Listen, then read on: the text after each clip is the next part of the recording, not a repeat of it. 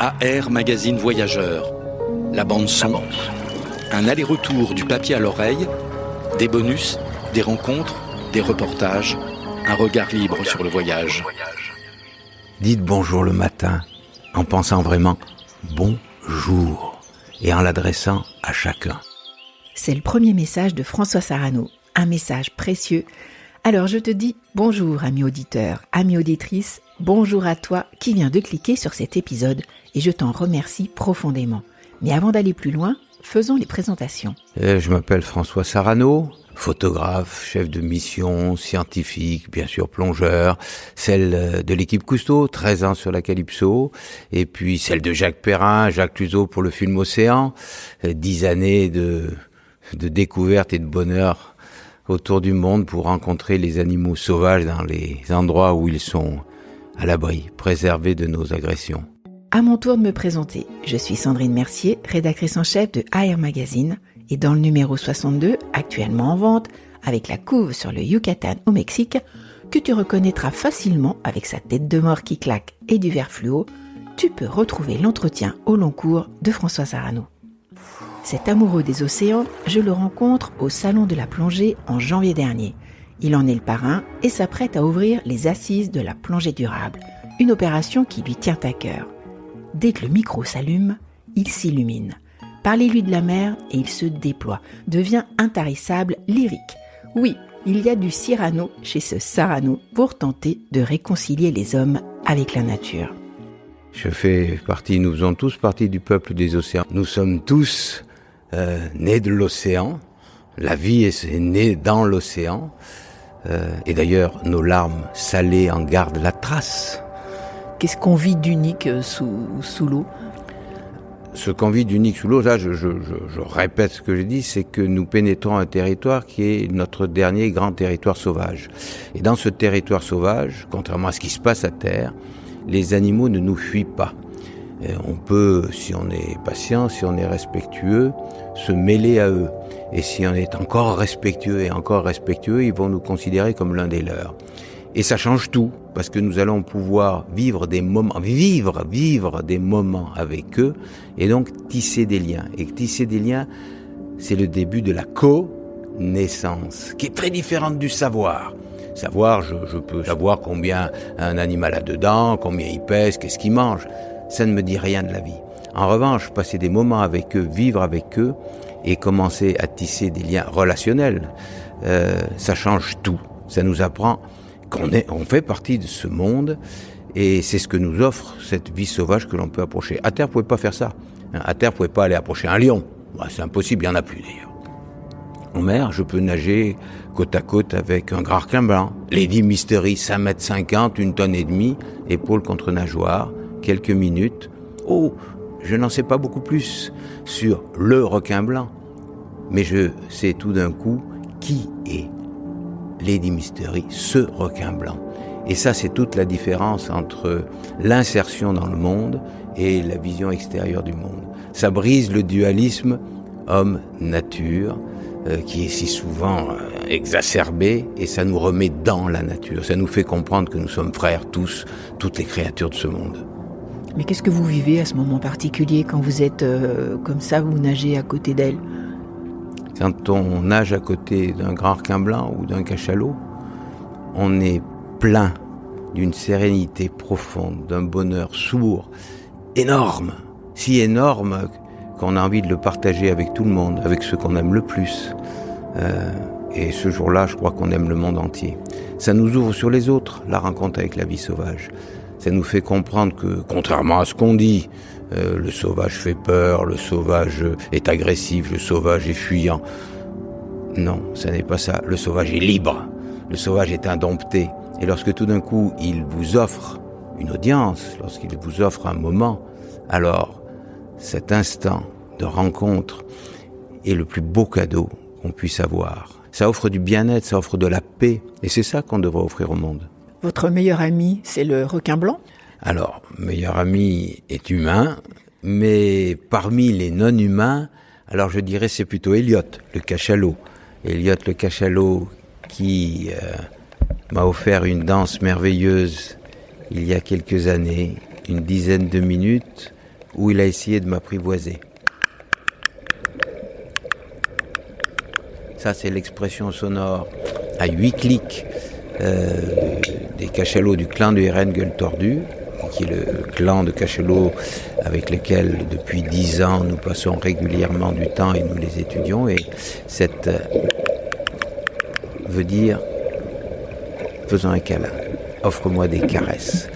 Et alors que les cachalots n'interpellent que très très très rarement les plongeurs, et jamais en utilisant cette expression, le Elliot est venu et m'a proposé des caresses pendant 10 minutes, 40 expressions sonores pour m'appeler, et il se positionnait sur le dos en offrant son ventre. C'est formidable lorsque tout d'un coup, une espèce sauvage, qui est libre, encore une fois, qui est le maître du jeu, non seulement vient près de vous satisfaire sa curiosité, vous étudier, mais tout d'un coup, elle demande à tisser des liens. Elle demande à vous apprivoiser. Je vous assure que c'est bouleversant, parce que tout d'un coup, vous vous dites, mais nous ne sommes pas seuls au monde. Nous, les humains, n'avons pas le privilège de l'avoir envie d'apprivoiser les autres. D'autres espèces, comme nous, veulent tisser des liens avec l'altérité, s'intéressent à autre chose que ce qui est simplement nécessaire pour leur survie. Vous ne vous sentez plus seul, et vous vous dites, nous, les humains, nous sommes formidables parmi toutes les autres espèces, mais n'oublions pas qu'elles aussi ont des talents que nous n'avons pas. Comment vous avez eu envie d'aller explorer sous l'eau ? J'ai eu la chance d'avoir des parents qui ont su éveiller ma curiosité à l'autre. Pas simplement au monde marin, les insectes, les vers de terre, les taupes, les blaireaux, et puis le monde marin. Mon père, quand j'étais très très jeune, m'a offert un masque et j'ai la première fois vu un poulpe avec son petit œil doré fendu de cette pupille noire si caractéristique.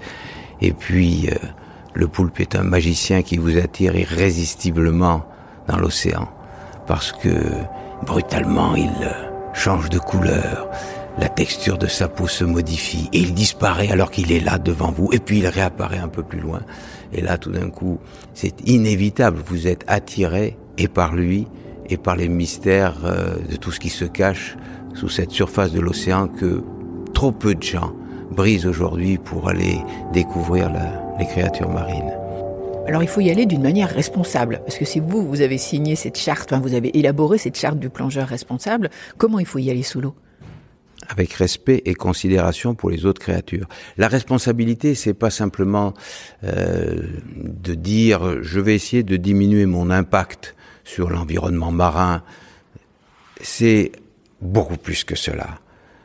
Pas simplement diminuer mon impact, mais avoir du respect. Dire bonjour, comme on dirait bonjour à celle ou celui qu'on aime.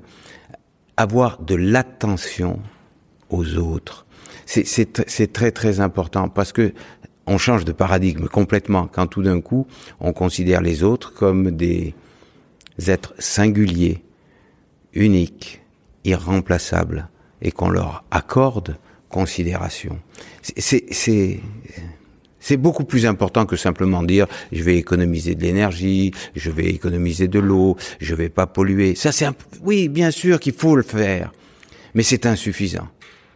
Il faut, encore une fois, avoir de la considération pour chaque créature vivante.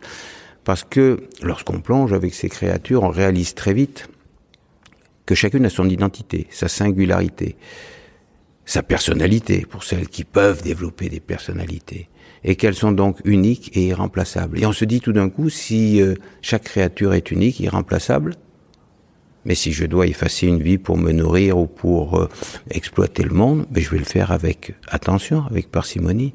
Je vais avoir de l'égard pour chacun.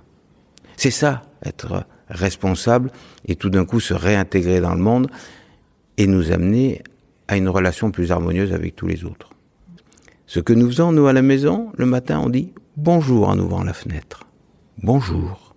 Et on regarde ce qu'il y a autour de nous en prêtant attention à chaque créature vivante, à chaque chose. Et on s'enrichit de toutes ces choses. On tisse des liens avec elles. Même si, encore une fois, je me sens pas frère de l'arbre de Judée qui est en face de ma fenêtre. Mais tout d'un coup, je sais qu'il est là. Voilà. Il existe. Prêter attention à l'autre, c'est donner existence à l'autre. Et quand on donne existence à l'autre, on s'enrichit de sa présence. Et puis le matin, il y a des petites gouttes de rosée sur les feuilles. Et quand le soleil se lève à l'est, là, les premiers rayons, il y a un éclat formidable dans ces gouttes de rosée. Alors j'offre ces gouttes de rosée comme des diamants à Véronique, éphémères, fragiles, formidables donc. Et on est content, et on est en paix. Cet amoureux des océans a aussi créé l'association Longitude 181 et il se veut la voix de l'océan. Côté bouquin, il a publié l'année dernière Au nom des requins dans la collection Monde sauvage chez Actes Sud. Et quand il n'est pas sous l'eau, il rentre au bercail, sur ses terres, mais continue de voyager d'une autre manière. À Valence, dans la Drôme, près de la campagne. C'est une petite ville, effectivement, une ville à taille humaine où on n'a pas besoin de voiture, on se déplace à pied, et où le Vercors et les falaises du Vercors, enchanteresses, nous attirent pour les marches du week-end, mais sans aller jusque dans le Vercors, qui est à une petite demi-heure de la ville. Il y a à Valence les canaux, qui sont pour certains encore un petit peu riches de tritons, de têtards, d'agrillons, toutes sortes de libellules et d'insectes formidables. Les plantes, je les connais moins, mais elles sont formidables aussi. Et puis, nous avons la chance d'avoir un bout de jardin broussaille. C'est un jardin que mes parents m'ont laissé et que nous laissons en libre évolution. Les ronces ils s'y épanouissent formidablement, et dans ces ronciers, il y a des tas d'oiseaux nicheurs, les hérissons aussi, les chauves-souris dans les arbres morts, les insectes, et toute cette faune extraordinaire qui tisse des liens avec des végétaux que souvent on considère comme un petit peu désagréables, donne un monde harmonieux, riche de chants d'oiseaux, pétillant, l'harmonie née de cette libre évolution. Vous parlez avec beaucoup de poésie de ce coin de Valence où vous habitez, et vous qui avez beaucoup voyagé, c'est quoi votre coin, je dirais, préféré sur la planète ? C'est cette maison avec ce jardin broussaille, et dans lequel nous nous retrouvons en famille, en paix. Et si je devais citer un lieu de plongée extraordinaire dans le monde, mais oui, peut-être le plus beau de tous, c'est le rocher de la Gabinière, dans le parc national de Porquerolles en Méditerranée. Parce qu'à la fois, c'est incroyable ce qu'on peut voir comme poissons, des mérous, des dentis, des barracudas, des dorades, des sauves, de tout ce qu'on veut, en nombre incalculable. Et surtout avec d'énormes individus âgés qu'on ne retrouve nulle part ailleurs. Dans le monde, on exploite tellement que les individus n'ont plus le temps de grandir et de vieillir. Ils ont tous disparu. Mais là, dans cette réserve marine, qui a 60 ans cette année, alors on retrouve ce qu'est un écosystème en paix, en pleine plénitude, avec tous ces grands patriarches, matriarches, qui signent le bon état de santé de l'écosystème. Et surtout, ça raconte une histoire merveilleuse, ce rocher de la Gabinière. Ça raconte l'histoire d'une renaissance. Là, il y a 60 ans, il n'y avait rien. Il n'y avait plus de mérous, symbole de la Méditerranée. Aujourd'hui, il y en a plus de 800, mais on ne peut pas les voir. Car lorsqu'on plonge, ils sont cachés par des murs de denti, qui sont des gros poissons prédateurs, tellement il y a aussi de denti. Parce que lorsqu'on arrive depuis la surface, on ne peut pas les voir, il y a trop de barracudas. C'est un endroit enchanteur par son histoire et par la gestion attentive que l'ensemble des scientifiques et des agents de la protection du parc national de Porquerolles ont fait. Et au fur et à mesure de ces études, ils se sont aperçus que le meilleur moyen de gérer était de ne rien faire et de laisser la nature en libre évolution. Elle sait très bien faire, elle a une expérience de 3,5 milliards d'années, la nature. Il suffit simplement de gérer nos débordements, à nous les hommes, qui aimons trop cette nature parfois et qui l'agressons parce que nous l'aimons un peu trop. Votre premier voyage, c'était où ? Dans le jardin. Mon premier voyage, c'était dans le jardin. à la recherche des courtilières, des tritons et l'aventure du tétard qui se transforme en grenouille. Vous réalisez bien ce que c'est que cette aventure-là? Le tétard, c'est comme un poisson. Il a des branchies et une nageoire comme un poisson. Et puis tout d'un coup, il va prendre des poumons, 4 pattes, et il va perdre sa nageoire, et c'est à ce moment-là qu'il va sortir sur Terre. C'est exactement ce qui s'est passé il y a 420 millions d'années, lorsque la vie est sortie des océans. Poisson, branchies, caudale, 4 pattes, poumons, sortis sur Terre. Ah, vous revivez ça, c'est incroyable. Voilà la vraie aventure. Et pour finir, on se réécoute le mot du début, car c'est vraiment le message que je retiens de notre rencontre. Dites bonjour le matin, en pensant vraiment bonjour, et en l'adressant à chacun. Pour retrouver l'entretien de François Sarano, il y a le numéro 62 de AR Magazine, actuellement en vente, avec la couve sur le Yucatan au Mexique. Sinon, retrouve-nous sur ar-mag.fr, Instagram, Twitter, Facebook et dans les kiosques bien sûr. Et pour ne rien rater de la série Aller-Retour, abonne-toi sur Podcast Addict ou Apple Podcast. Et si tu as aimé, n'oublie pas de laisser un commentaire et une bonne note, ça fait toujours plaisir. Retrouve-nous aussi sur Deezer.